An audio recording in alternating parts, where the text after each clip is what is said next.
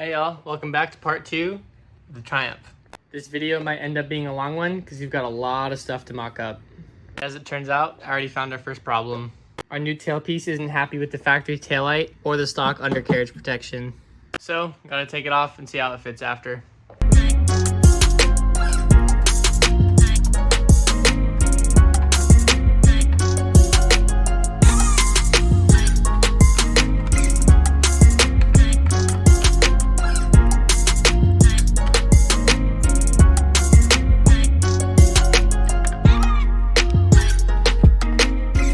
Now that is much better.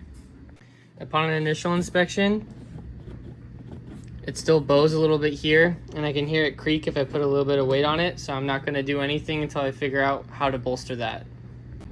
Alrighty guys, upon inspecting my pieces down there, I came across this guy, and it looks like he bolts here. So what I'm assuming is this is a support for that race seat.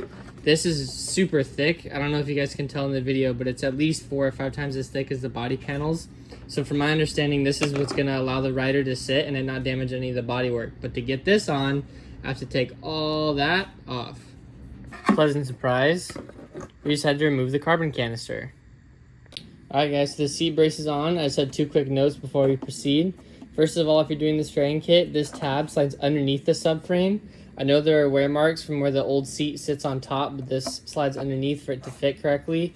Secondly, you're gonna have to reuse your 2 rear bolts for your side fairing. So as you see here, that will go on like that. The way I'm gonna keep track of this, if the owner ever wants to go back to stock, is I wrote front bolt 2 and front bolt 1 on the hardware, and then underneath the fairing where the owner will not be able to see it, I've got those denoted on each side. So if they ever do want to go back to stock, it'll be easy peasy to figure out where the hardware goes. One more quick note. So I did have to Dremel those bolt holes slightly for the bolts to fit in. Keep in mind that these bolt-on fairings are never truly bolt-on.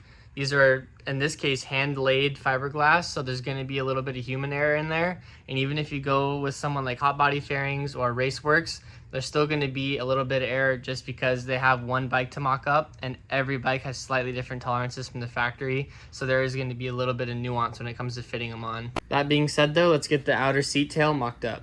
Here's a perfect example of what I was talking about before.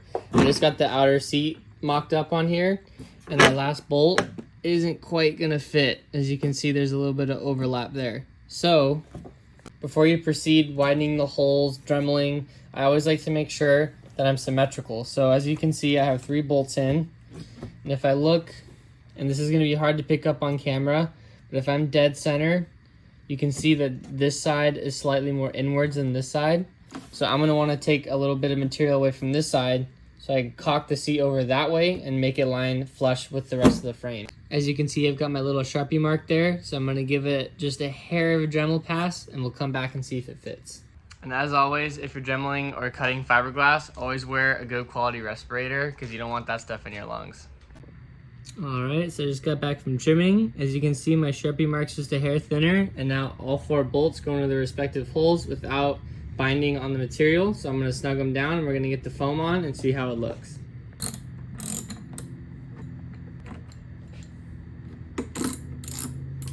Alright guys, so the tail section's on, and I have to say this is as bolt-on as track fairings get. I barely had to modify those 2 little bolt holes. Everything else went straight together. It's perfectly centered and all the panel gaps are near perfect. So Tony Scott Motorsport, shout out to them. They make some really good stuff. Now that we've got the back end set, we're gonna start working on the front end. All right, so I did a little bit of prep to get the front end on. I took the old gauge bracket off, kind of cleared up some of the other bracketry and knickknacks, but we ran into our first problem. So that fairing stay bolts onto these bolts, but I can't get these bolts out without dropping the forks. So I just started loosening all the tire hardware to get the wheel off. We're gonna have to take the brake calipers off, obviously, to get that out of the way. These are gonna come down, but the benefit is I can remove these old brackets from the mono headlight at the same time. So we'll kind of kill 2 birds with 1 stone. I was hoping these would come out, but what can you do? So I'm gonna zip all the forks down, zip these off, and then I'll come back to you guys when I've got that all set up. Alrighty guys, so I got one side done, and I just kind of wanted to show you a close-up of how I did it. So you loosen your pinch bolts on your upper and lower triple tree, and you gently slide your fork down. I'm gonna have to cut because that does not want to come out. Once you got a little farther down, just simply remove your clip-on from the assembly and set it up somewhere where it won't get damaged. And get yourself a pair of these pliers. And the reason you want to get a pair of these pliers is because if you have any sort of bracketry, whether it's turn signal mounts, headlight mounts, etc., it's always better to scratch up or to possibly mar a $10 bracket than it is a $1,000 pair of forks. So you just stick it in the gap here and spread it out, and that way you make sure that you don't mark up the aluminum. Obviously I'm gonna have to do that off camera because it's kind of hard to do with one hand, but that's the concept. You just slip it in there, enlarge it, very carefully walk it up, and that way you can get the fork the rest of the way out without any additional scratches, unless what may already been there from wear and tear. Once you remove those little rings or any remaining brackets, that should slide right out, and you can zip off those bolts so we can get access to put the fairing stay on. All right, I got the fairing stay loosely mocked up in its place, and I have to say, again, the workmanship is incredible. The bolts go right in. The biggest thing to watch out for though is just not to pinch any of your wires, because stock, those just wire guards hold everything to the frame, and you actually need to pull it out to get the fairing stay in, so that, because it has no provisions for any sort of cable management. So you want to make sure you don't pinch any of your stuff, but as long as you got that out of the way, it bolts right up. The gauge is going to mount right here on this faceplate, so that's going to come down much lower, and the fairing is going to come up on the top. So I'm gonna get those bolts snug, and we'll get a game plan for how we're gonna get that whole front fascia on, but so far it's going super smooth. Well, you got the gauges on, so all you gotta do is transfer your grommets over from your existing bracket to the fairing stay.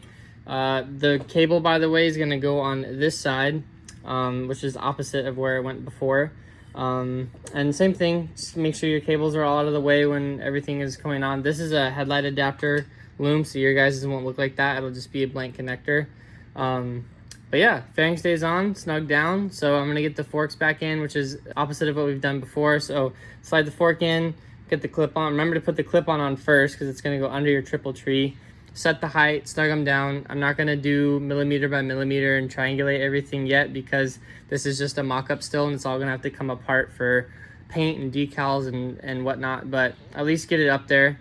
And one thing I noticed is these don't have any drilled holes on there, so I get to drill into some $1,000 fiberglass, which is super awesome and also a little scary. So I will come back to you guys once I got the forks in and we're ready to go.